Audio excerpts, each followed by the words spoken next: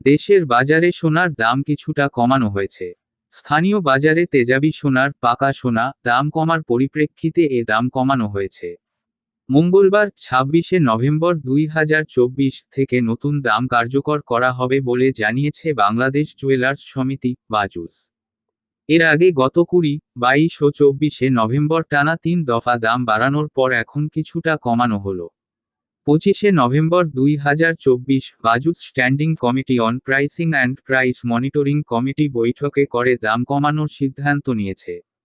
নতুন মূল্য অনুযায়ী সব থেকে ভালো মানের বা ২২ ক্যারেটের ১ ভরি সোনার দাম ১,৮৯০ টাকা কমিয়ে নির্ধারণ করা হয়েছে ১,৪০,৩৭৬ টাকা। ২১ ক্যারেটের ১ ভরি সোনার দাম ১,৮০৮ টাকা কমিয়ে ১,৩৩,৯৯৬ টাকা নির্ধারণ করা হয়েছে।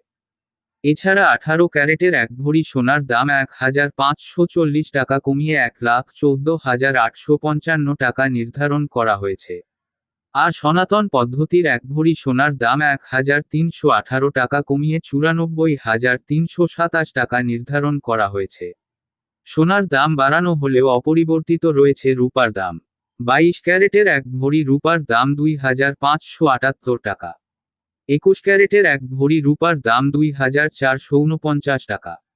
১৮ ক্যারেটের ১ ভরি রূপার দাম ২,১১১ টাকা এবং সনাতন পদ্ধতির ১ ভরি রূপার দাম ১,৫৮৬ টাকা নির্ধারণ করা হয়েছে।